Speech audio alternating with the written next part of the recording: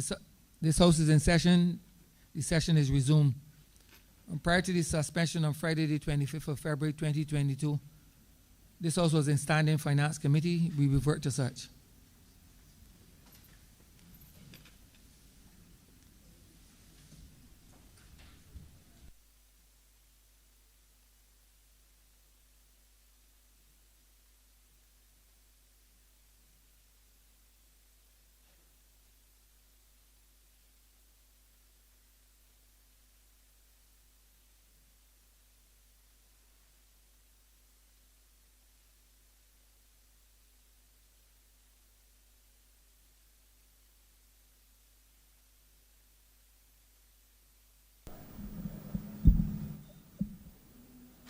Good morning to all honorable members and public officers.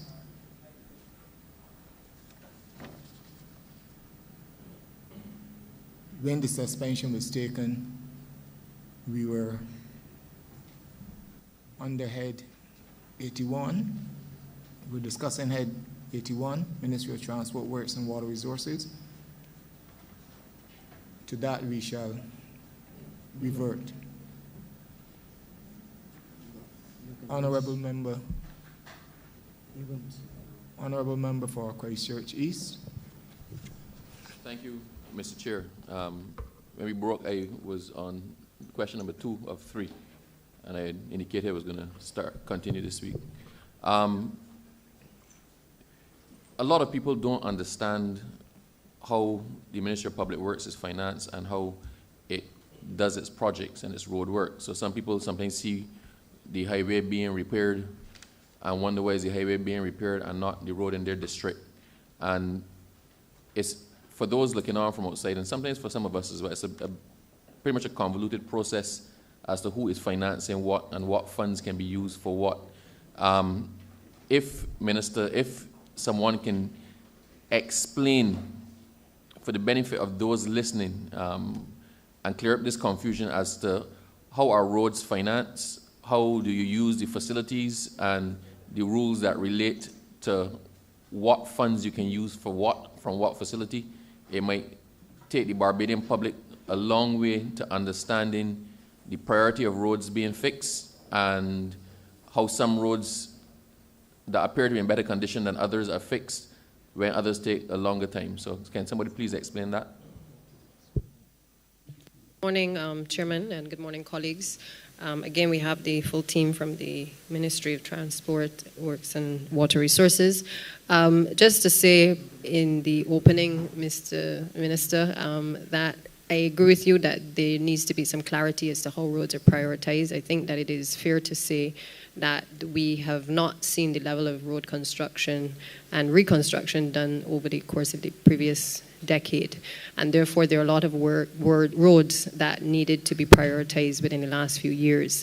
That work has started, but it also requires us to be able to access different levels of funding, international funding, and also for the Ministry of Finance to allocate the necessary funds to the ministry in order to, in a sense, keep up with the level of infrastructure that is required. I'm going to ask Mr. Philip Tudor, who is the Deputy Chief Technical Officer, to just speak in more detail to how exactly the priorities are made within the ministry.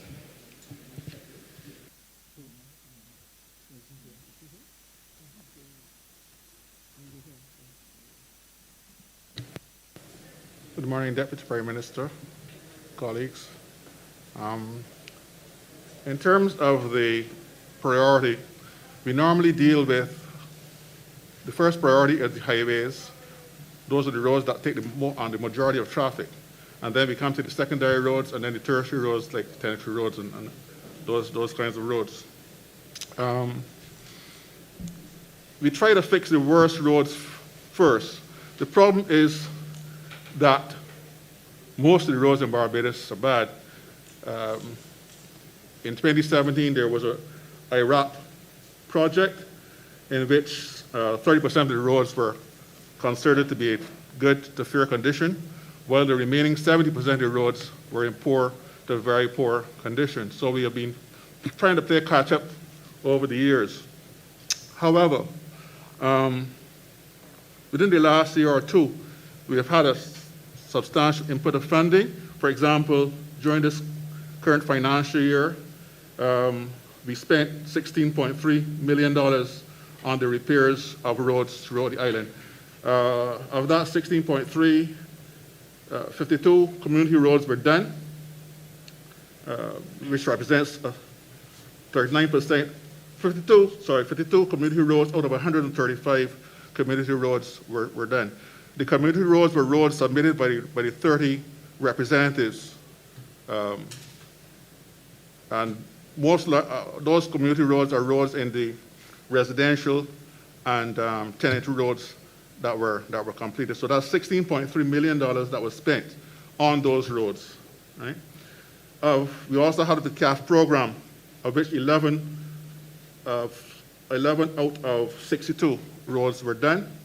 That represents 80% of the CAF roads. Now the CAF roads, let me hasten to say, the CAF roads are those roads which are of length 1 kilometer or longer.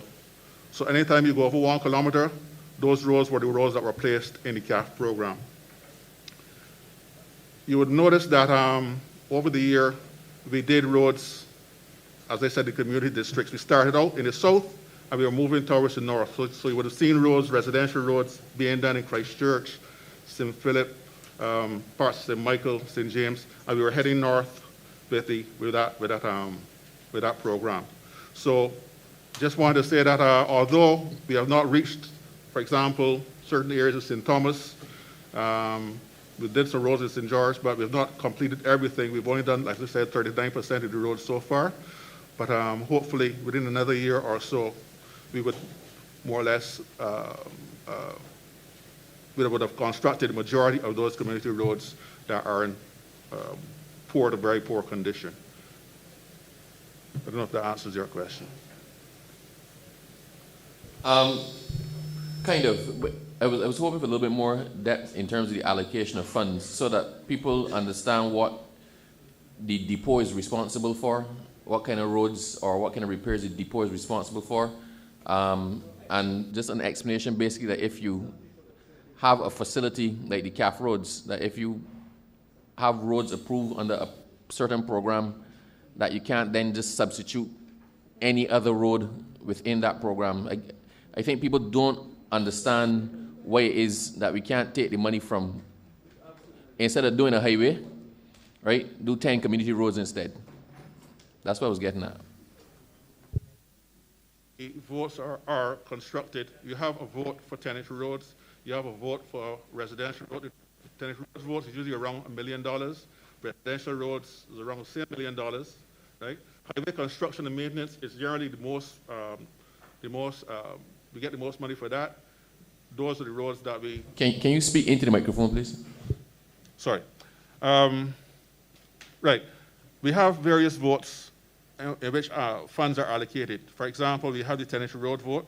That's normally around $1 million allocated for that. We have the highway, we have the residential road vote, which is another $1 million allocated for that. Highway construction and maintenance is generally around $5 million or so allocated to the highway construction and maintenance. Then we have the Scotland District vote, which is around $1.5 to $2 million. So we have specific monies that are allocated to various votes within the ministry's allocation.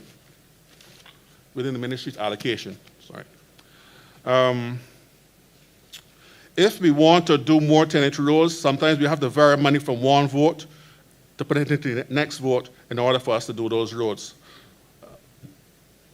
I dare say, though, that the allocations that we get, for example, residential roads, if you get $1 million in residential roads, some roads cost $1.5 million, $2 million. So the area where you have to scratch your head is to determine which road can be done with this amount of money that you get, right? So the allocation isn't always sufficient, that we need to do as many roads as we like, and that's why I suspect that over the years, 70% of the roads have become poor to very poor condition. Thank you.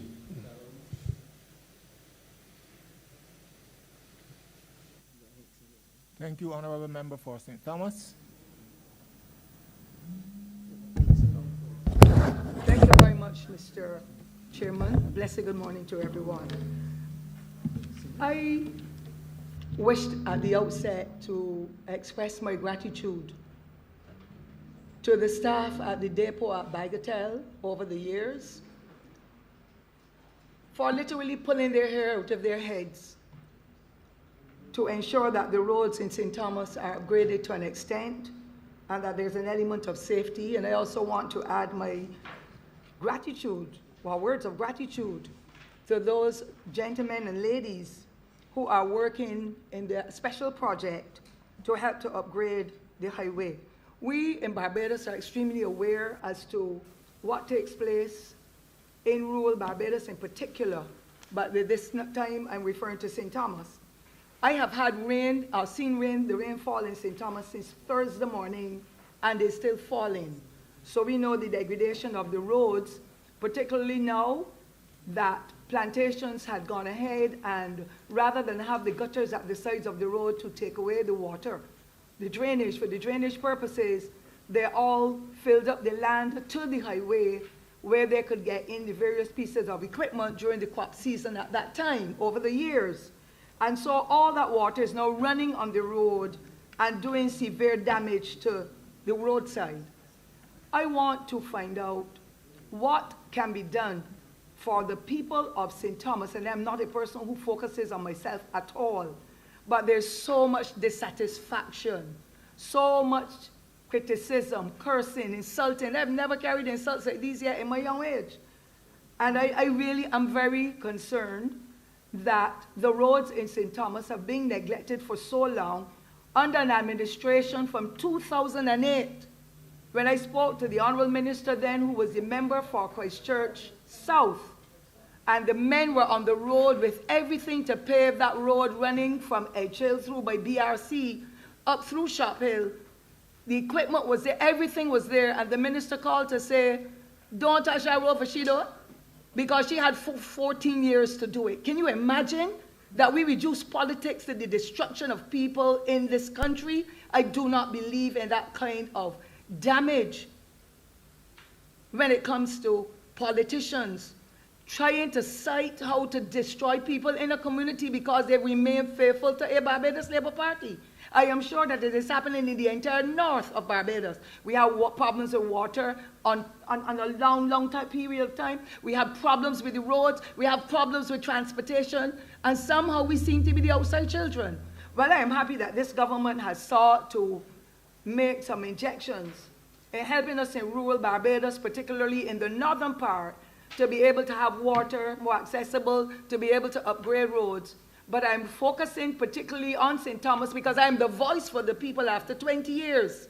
And I am hurting to know that we have reached the stage where this morning, yesterday, Saturday, all kinds of calls coming in, letters are coming in again because the rain has now taken away all of that, the patching material and so on. Water is running on the road, and we have a serious problem in the parish. I drive there every day, sometimes 4 times a day. And so, Mr. Chairman, I would like to know what plans the Ministry of Public Works and Maintenance have for St. Thomas so that I can at least bring an element of ease. There's too much expense with vehicles that are being destroyed.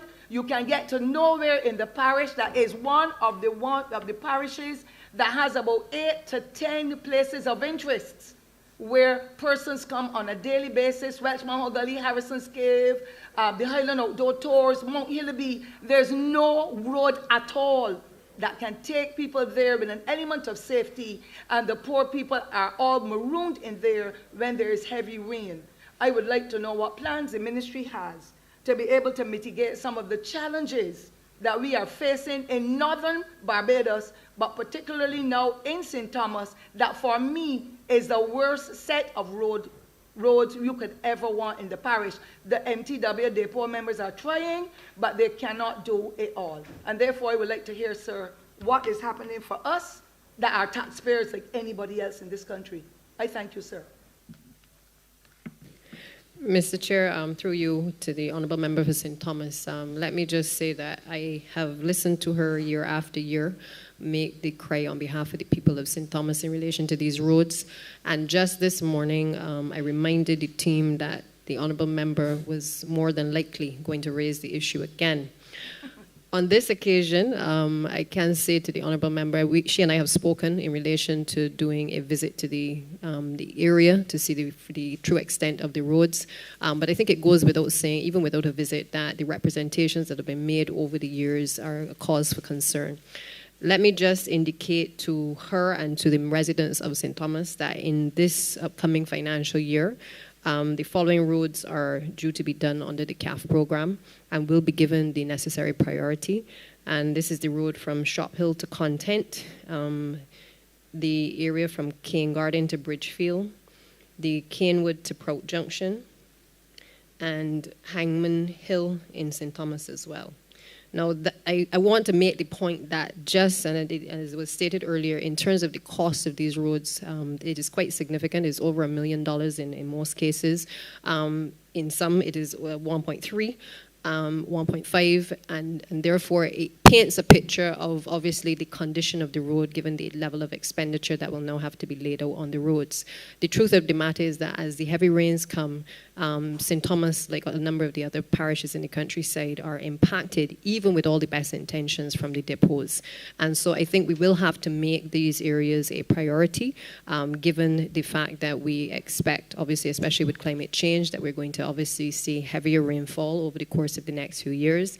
But I want to give the assurance to the people of St. Thomas that we will try our best in this financial year to give that necessary priority to you.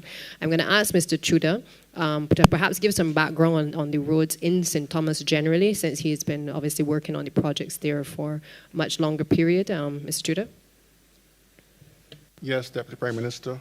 As you said earlier, those are the 4 roads to be done on under the CAF program, and each of them costs around between $1.2 and $1.5 million to be done.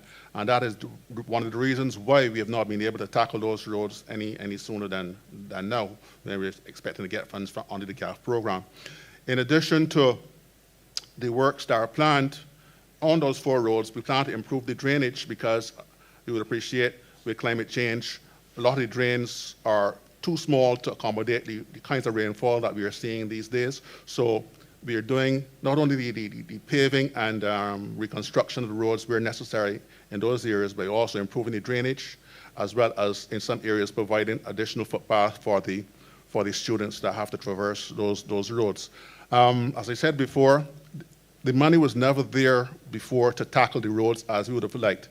And in the ministry, we don't like doing halfway jobs. So either we do the job to the full extent that it needs to be done, or we wait till when the funds are available to do it.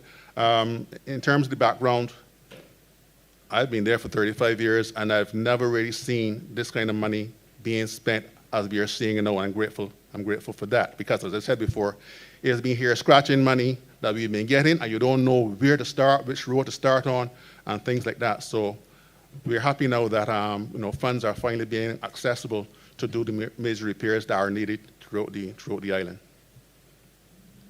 Mr. Chuda, just to add to that, I think that your last point is particularly significant because the public needs to be mindful that this amount of funding has never been allocated to roads. And so while the Honourable Member is correct in saying that there are plenty of roads in St. Thomas that needs to be done, again, I think it is particularly important to note that we are now accessing the funds. We couldn't do so in 2018, 2019, but we're now in a better position financially to be able to access the resources to be able to get the projects going.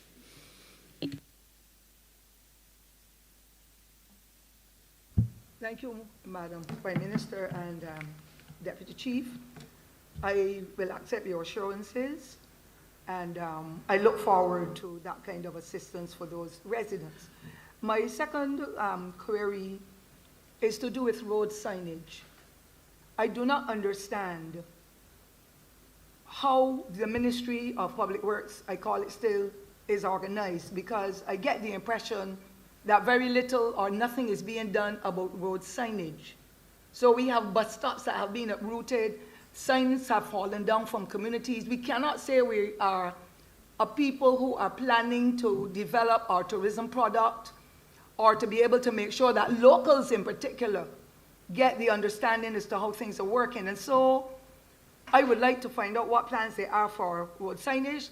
Your Honor, I did not ask your permission, but I know that there was a project when the former member of staff, Mr. Cedric Archer, had done a project, and we were able to see where we were going because of how Barbados is, the demographic shifts are coming. And there are communities you can't tell where you're going unless you know where is so-and-so avenue and so-and-so heights and so on.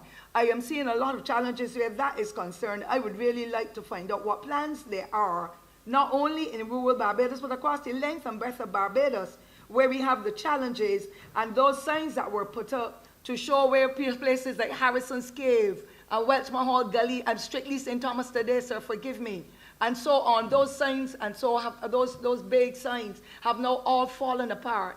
And I believe that some of them were put on the plywood back in, and therefore with the termites and so eating them away. But I have no signs in the parish when persons are coming there on a daily basis to be able to access. And the final one, in relation to it, is to do with pedestrian crossings. I did speak to the former Honourable Minister to ask him to see how best we can do a sensitization project on how to use roundabouts. I am the biggest critic of pedestrian crossings in roundabouts. And now that we are talking about $30,000 are on the, 30,000 cars on the road that are not properly licensed or insured or whatever, then you understand the volume. When I saw what was coming here this morning, when I was coming here, I can tell that we do have a lot of challenges. But a pedestrian crossing in a roundabout, by the time you get the tail of your car around the roundabout, persons are crossing. And I would not like for anybody to get injured. And so I would like to find out, what are the plans going forward now that we've got so many other thousands of vehicles on the road, and what plans are there when it comes to people retraining? Young people are learning to drive.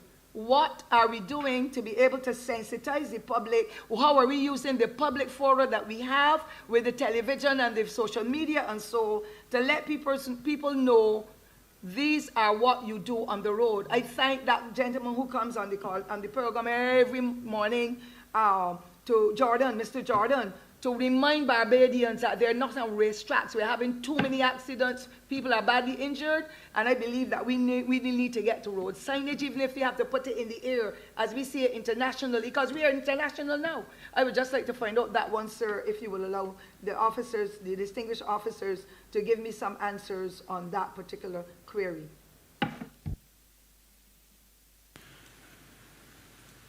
Good morning, Chair. Good morning, Honourable Member for St. Thomas.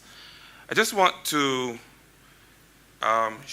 just allow you to know that I share your pain, I share your concern, certainly as it relates to the condition of the roads in the north, in St. Thomas, and in the neighboring constituency of St. Andrew. I think we would have suffered the same fate, and for mainly one reason, and that was our staunch support of a particular party, of this party. And we would have been left forsaken for so many years. So I understand what you're going through in St. Thomas. We've been going through it in St. Andrew for a long time. So it also pleases my heart to see the efforts that are being made this time around to ensure that those roads that have been neglected for so long are now getting some much needed attention. And for us in the rural spaces, it really is a special feeling when we see roads in our communities being paved. It's perhaps hard to describe coming from anywhere else, because we normally see investments in infrastructure being focused in the urban spaces, in the industrial areas, but we have always been the last to receive these investments and receive this attention. So I know how you feel. I know how the good people in St. Thomas feel, because the good people in St. Andrew and St. Peter and St. Lucy and St. Joseph and St. John, they all feel the same way. But I said some time ago, and I think that my words are just as current now as they were then, that this is our season. This certainly and really is the season for the North, for the rural parishes to receive some love and attention. So you can rest assured that this ministry would work hard to ensure that the people of St. Thomas will get some relief. I will allow the minister to speak some more about our National Signage Improvement Program, which will also answer your second concern. Thank you, Parliamentary Secretary, for that intervention. Honourable Member, just to say to you in relation to the National Signage Project, again, this is a concern that we all share, having driven across the countryside. Certainly when I was with the Parliamentary Secretary, not only was I concerned about signage, but I was also concerned about the conditions of the roadside. And we've asked for particular attention to be paid to the roadways, ensuring that as whether locals or tourists are traversing the roads, that the areas are free of bush and debris. And that program has started certainly in those areas and will continue. In particular, in relation to the signage, that is a concern too, not only for the tourists coming to Barbados, because Barbados cannot only be for tourists, Barbados is also for locals. And so we have a responsibility to ensure that we have proper signage, that people know where they are traveling to, and where they need to get to. As a consequence, there is a national signage improvement project that is on the way. I will ask the Chief Technical Officer to basically speak to it a bit more, but just to give you the assurance as well that that is certainly high priority for this financial year. Honourable Minister, before the response from the Chief Technical Officer, a very important point was raised, which I want to be addressed at some point in time during the course of this session, with the bus stops and so on that are on the ground. It is causing serious problems for our commuters, where they're being taken away. Imagine a pensioner being taken away, parked to the next bus stop, because the bus stop where she would normally get off at is fallen, and there's some drivers out there, as long as they don't see a bus stop, they're not going to stop. So I need that this particular aspect, not just including the signage raised by the Honourable Member, but in terms of bus stops and stop signs and all of that, to be addressed as a matter of urgency. You may now proceed. Thanks, Minister. Honourable Member.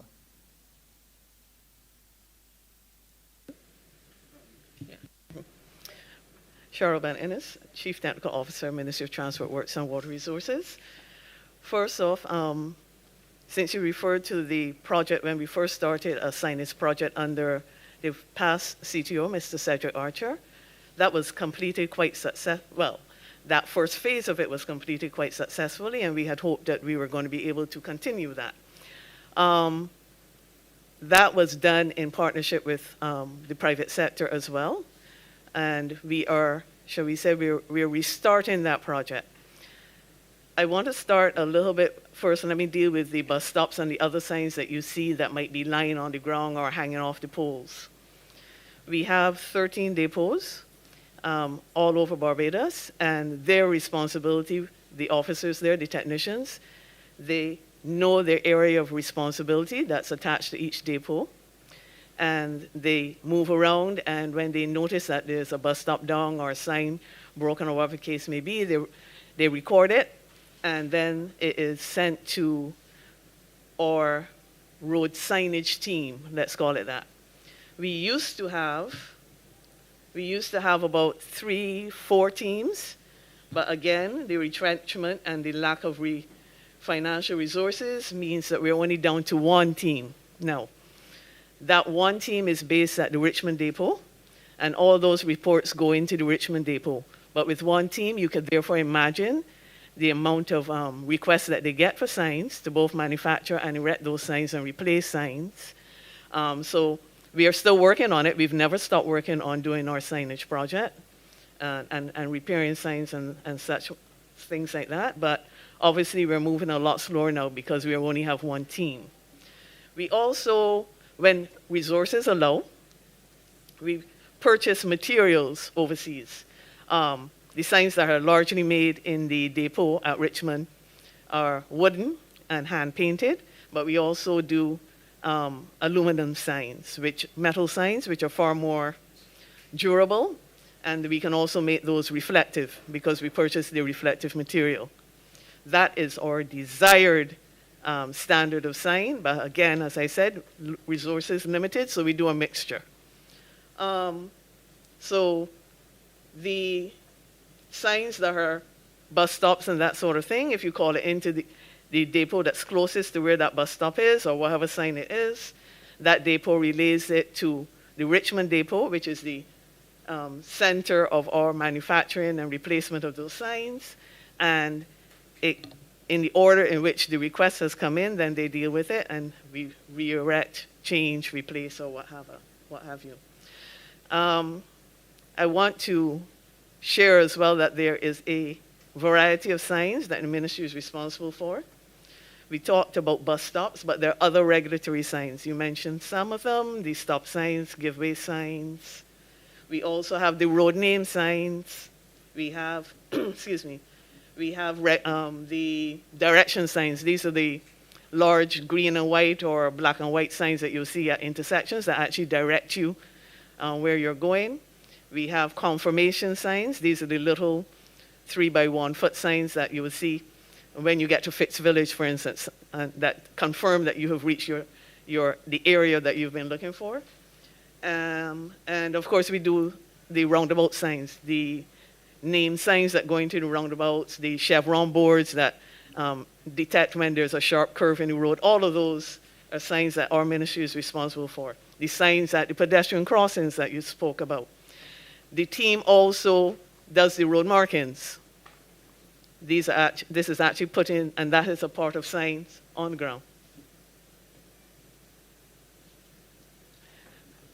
Those are also the signs that we put on the ground.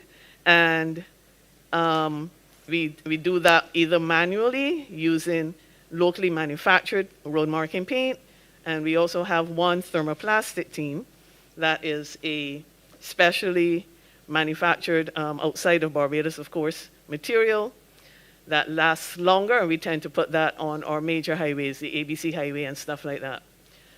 So there's a lot of work that we have been doing with our signage, and as I said, we are in the process of redoing or bringing back the signage project, where we'll be working with hopefully private sector again that will help us financially to sponsor some of the signs that I just spoke about.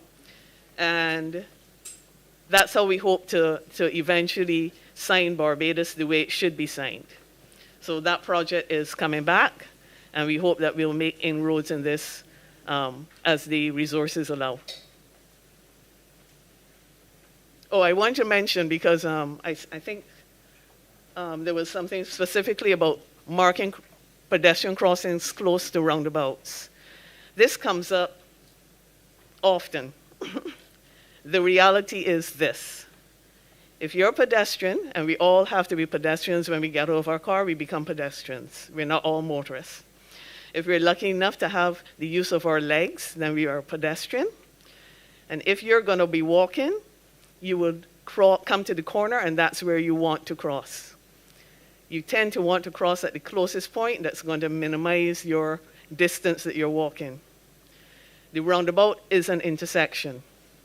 As a crossroad, as a T-junction, it's an intersection. So the pedestrian crossings are placed as close to the intersection as possible, but in as safe a location as possible.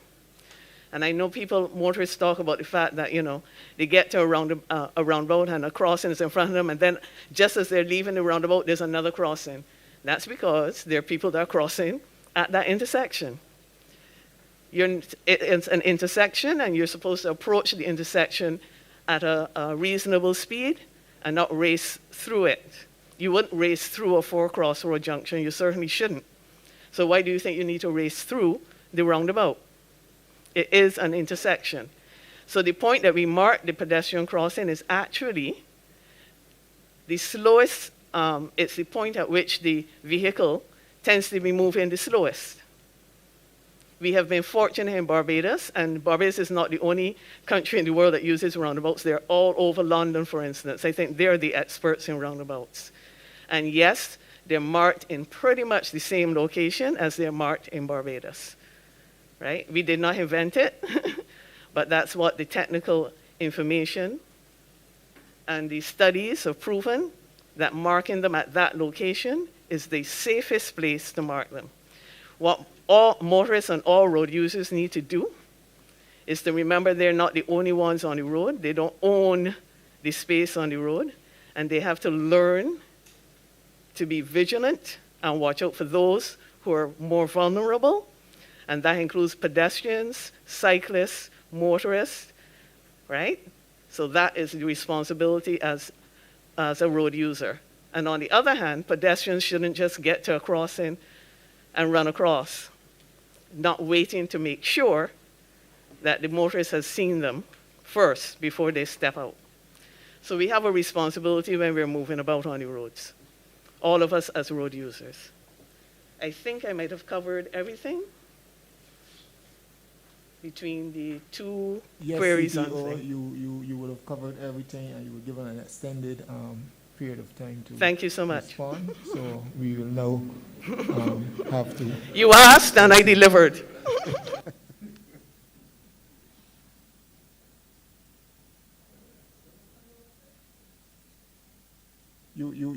Honourable member, you would have given all three questions already.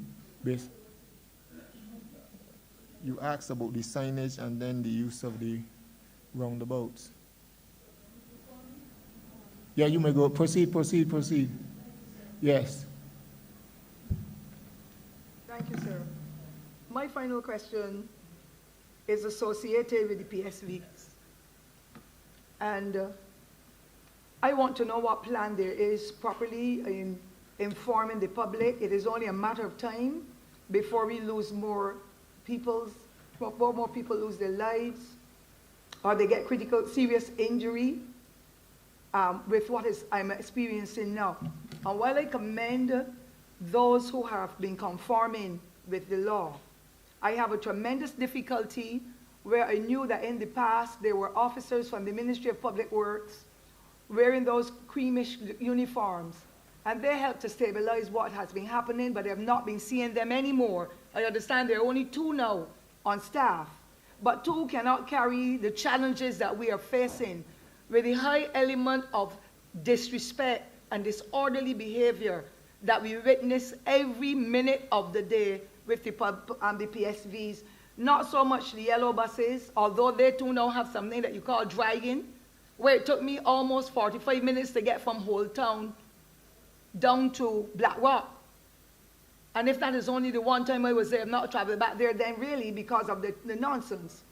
I want to find out what government is doing in helping with the training of those workers to let them understand that they're granting a service to the public that doesn't have to travel with them unless they're like the ones in St. Thomas, where I see 2 big yellow buses on a Sunday where nobody is traveling as such because you can't go to church anymore. The old people will take it to church. But every minute of the day now, the ZRs from Jackson are plying the St. Thomas route. And they're not plying it with driving with any orderly aspect of what should be happening. But they're speeding and trying to cut out one another all through the Vault Road where I live. They know where I live now because I stopped one last week to say, this is a peaceful village. The pa cannot work. You're doing it, you're going from the wrong side of the road, you're passing out the yellow buses. It really is a very frightening experience now. Who can answer me, because the Transport Authority does not seem to have the authority that has been vested in it. The actor folks, I called one of our former members of Parliament, whom I understand is in a leadership position, and I'm not getting any proper response. And the final aspect of my question is, so that is the off-route ones. But the other final part of my question is Warren's area. I want to thank the honourable member who is the former minister up until recently for helping to upgrade that road.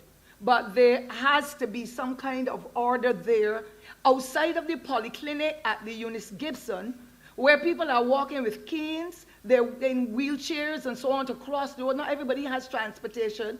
And those ZRs from the Jackson route in particular are blocking the exit from the community, I'm going to try to remember the name now. When you come through from the old cigarette factory, the young folks will know that, to come out by the Warren's Polyclinic, that Lodge Terrace Road, that is being blocked. Persons cannot exit. They can only make the left turn out now. And then there are 3 and 4 up to the gate of the polyclinic. And all you say, I have the pictures, I have the information, I don't know what to do with it now. Nobody seems to have an answer. I would like to find out what is the plan for us going forward, where we can make sure that the lives of people, including those who are about their business, to wherever, because that section of the road now, of the highway, is really like Bridgetown. So massive levels of traffic, people crossing and there are some persons who are selling outside the bus stop and the crossing too. I would like to know what plans the ministry has for it. I have no alternative but to pass there daily, as many thousands of other persons do. And I would like to know that the safety of all Barbadians is looked after in a way that can be changed, and for what can be done about those PXVs that are off route and driving so dangerously. Thank you, sir.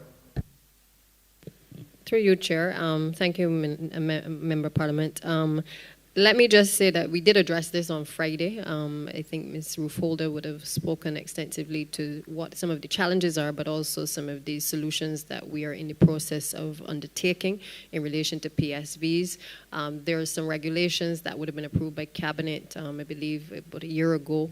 There have been extensive discussions since then with the various stakeholders. There's been some fine-tuning of those regulations, and immediately after the estimates, it is my intention to be able to bring those back with a view to giving some teeth to the Transport Authority so that the enforcement that is now necessary to take place, that they will now have that going forward. But the concerns are very real. I think the general public is very acutely aware of the issues on the roads. The regulations will speak to a number of the things which drivers are required to do, but it also places an onus on the owners of the vehicles, who for a long time have been pretty much in the background and have, in a sense, been able to escape being identified or even having the permits taken away because of the errors being made by their drivers. And so the intention is to be able to start to clamp down to ensure that the drivers are properly trained. We've been in discussions with the Barbados Community College to ensure that the standards that are required, that those persons who are currently drivers will be able to participate in that program when it is rolled out. Also, that persons who are new entrants as public service vehicle drivers, that those persons also will now have to undertake a course of training before they are unleashed into the public as well. And so that process has already started in terms of identifying the persons who are necessary to train the individuals, but also having those discussions with the stakeholders. And I would anticipate that very shortly we would be in a position to roll that out. I will ask the Permanent Secretary, Mr. Cummins, to just speak briefly to the inspectors and the issues with the inspectors.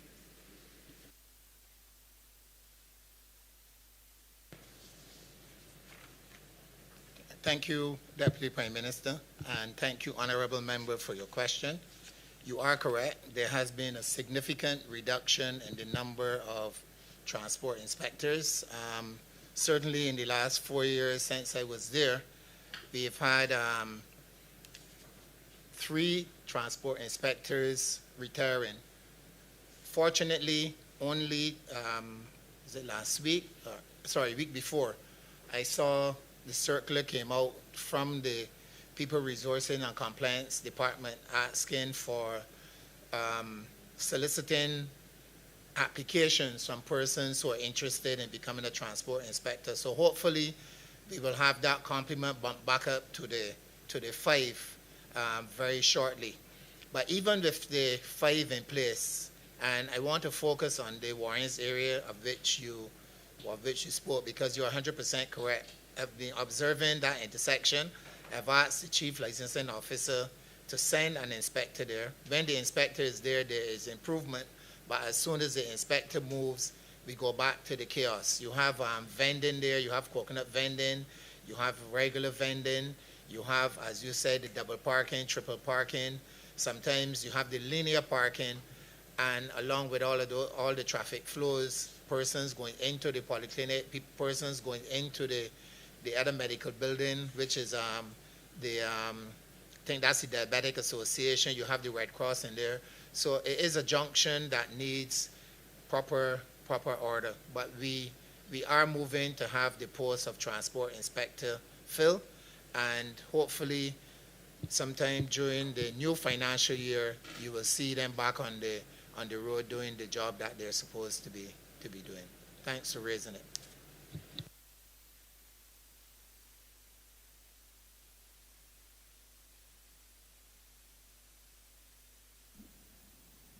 Honourable Member for St. George North.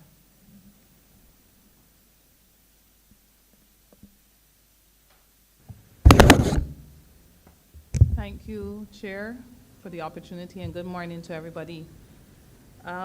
I want to draw our attention to the situation at the Transport Board, where mention was made last Friday of progress being made towards the implementation of a mass transit.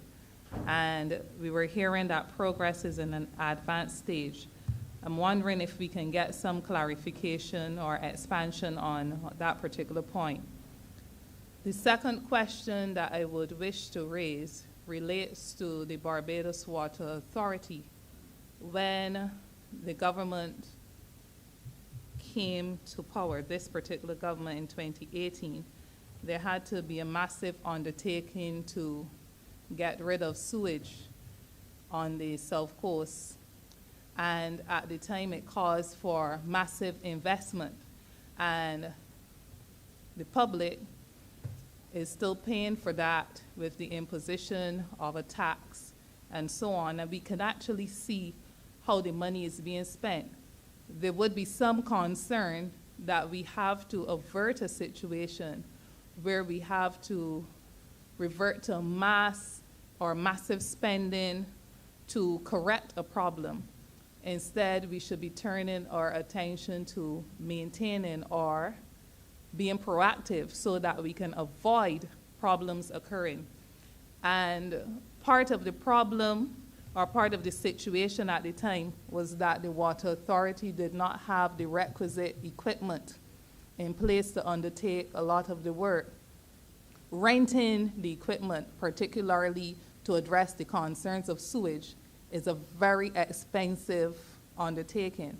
I wonder if the ministry could comment on what is being done to procure equipment, not only for sewage. My question specifically is for that, but for sewage and other things to ensure that the Barbados Water Authority can function and that we would not have to find ourselves in a situation where we are referring to contracting out work that costs the government a tremendous amount of money. Investment in equipment, though expensive, in the long run may be a better alternative. At least that's one perspective. So I wonder if your ministry would want to comment on that. Thank you. Thank you, Honourable Member. First of all, to deal with the first issue of the Barbados Mass Transit Authority, in speaking about it being at an advanced stage, I'm sure that you are concerned because the unions have not yet been consulted, and that is perfectly correct. But in terms of the position of Cabinet in moving this whole thing forward, Cabinet has agreed, obviously, to set up the framework for that to be done.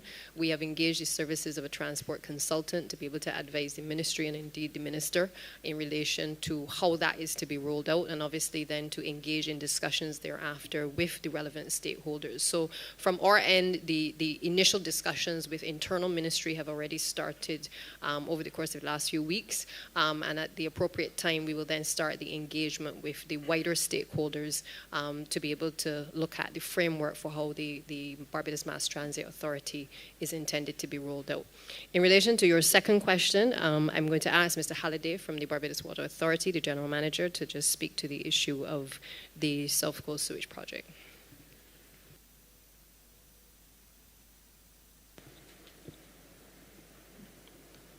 Thank you, Deputy Prime Minister. Good morning, everyone, colleagues. Just in terms of responding to Minister Moore's questions, in looking at the South Coast sewage, yes, that has been a massive undertaking that the Barbados Water Authority would have engaged in. And part of the solution to that was the GSC contribution or levy that has paid dividends and that has allowed us to move to the point where we are no longer having to subsidize significantly so the maintenance of the wastewater division, other than for the large or significant capital works. You're correct in saying that we have suffered from a lack of equipment over the years. We are not in a position to fund the maintenance as we would have wanted to, or the replacement of equipment. In fact, across the Barbados Water Authority, we have suffered from age equipment, which is in excess in most instances of 7 years. And during the course of last year, we were finally able to make the decision to move forward for the procurement or for the replacement of most of the vehicles that we need, most of the equipment, including the specialized equipment, and in some areas to also augment where we were lacking additional equipment, even in terms of our distribution crews, which would have declined significantly over the years. So our goal really over the next several months is to ensure that we get those numbers back up to the numbers that will allow us to be able to respond to the needs of the country, particularly talking about burst means, we're talking about repairs, we're talking about capital works, private developments, and so on. We have been challenged to be able to respond in those areas, even when it comes to first-time installation of services. Going back to the South Coast sewage and the equipment, yes, we have ordered the necessary equipment that we would need.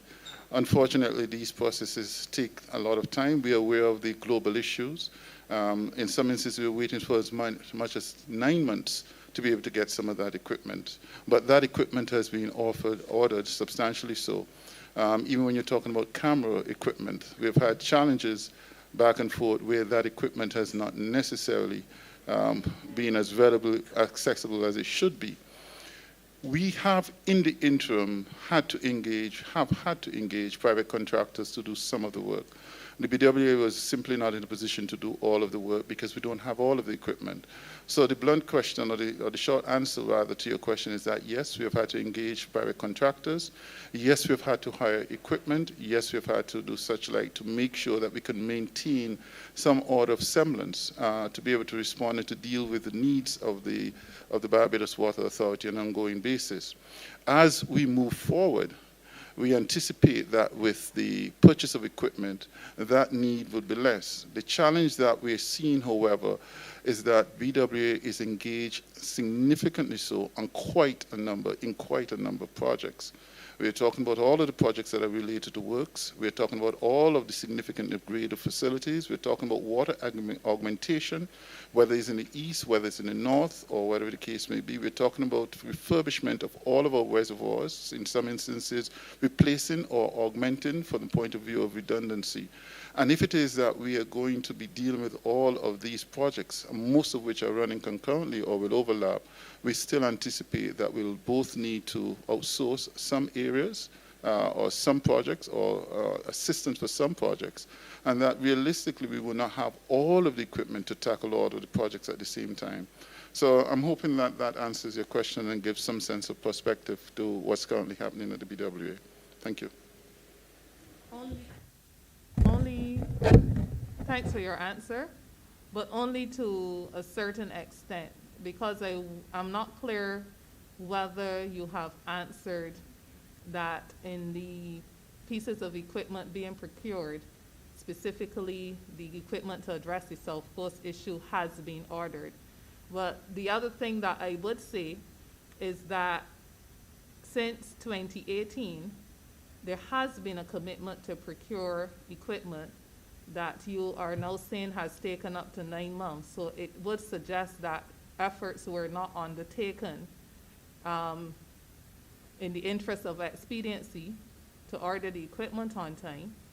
And the hope would be that, yes, we recognize that contractors and work would have to be subcontracted out, but the hope would be that we don't have a body of workers available to work, but because at whatever level we are failing in our effort or responsibility to get the requisite equipment in on time, that we then find ourselves using it as an occasion to engage contractors in work that otherwise Water Authority should be doing, if every attempt is being made to ensure that the tools and equipment that are needed for them to undertake their work are being properly procured by government. I think it's in the public interest too, because the experience with contracts is that contracts often cost a lot more, especially when those contracts tend to go into overruns. And in the case of the Water Authority, we see it quite often where work that is contracted out ends up taking a whole lot longer, and obviously the costs associated with those are the costs that the public then would have to carry. So I just want to, that's more comment, to ensure that we are treating to the issue with expediency and don't find ourselves into contracts that are costing us and burdening us more than otherwise they should. Mr. Chair, let me just clarify, though. I think the honourable member, in speaking to the issue of the urgency, needs to be reminded that in the period after 2018, there would have been obviously challenges in terms of the financial issues, making sure that the appropriate financing was available to the Barbados Water Authority. That's not an overnight process. There were many years of not being able to have the necessary resources to invest in water. Once those funds became available, and I won't sit here and say that the Barbados Water Authority has expedited on everything in the best way. I will never say that in relation to government. But at the same time, I think it is fair to say that we've all been through a pandemic, and we have been privy to the fact that there have been shortages of supplies.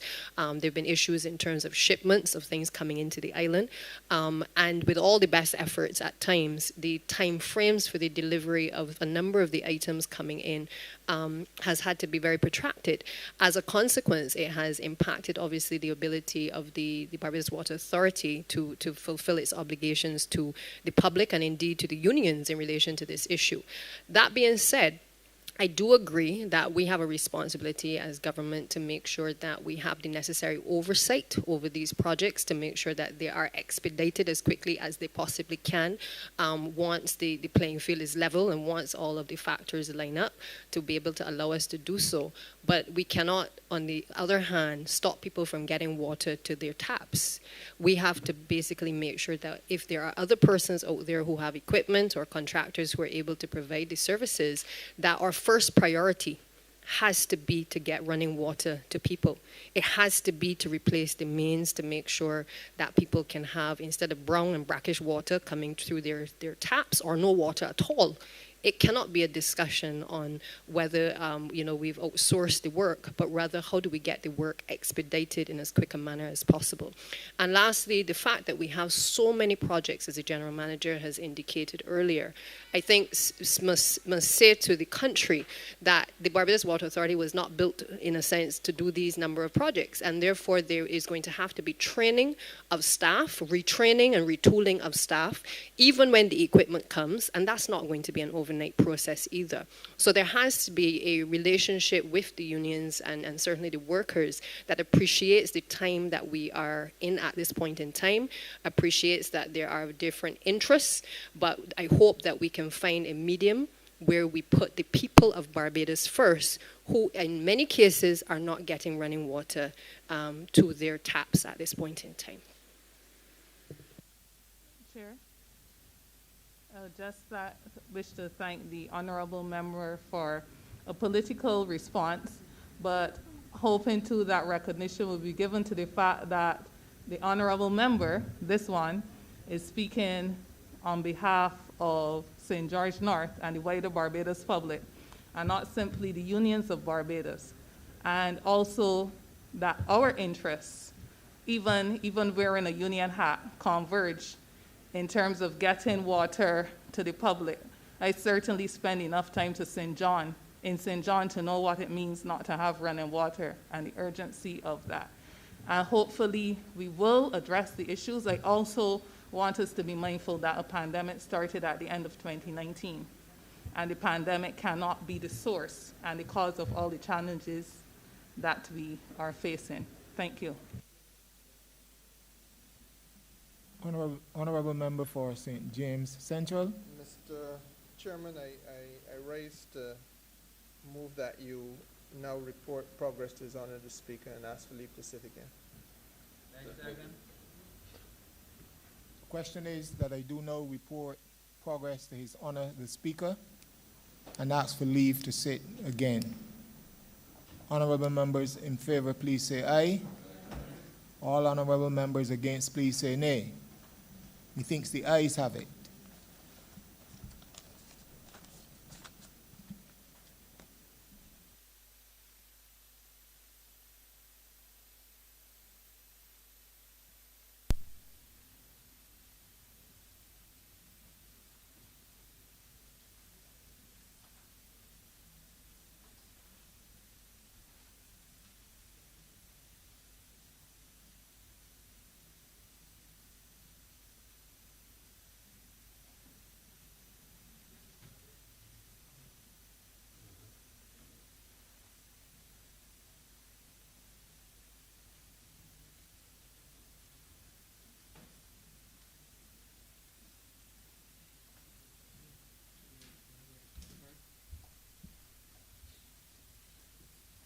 The chairman has reported progress and asks for leave to sit again.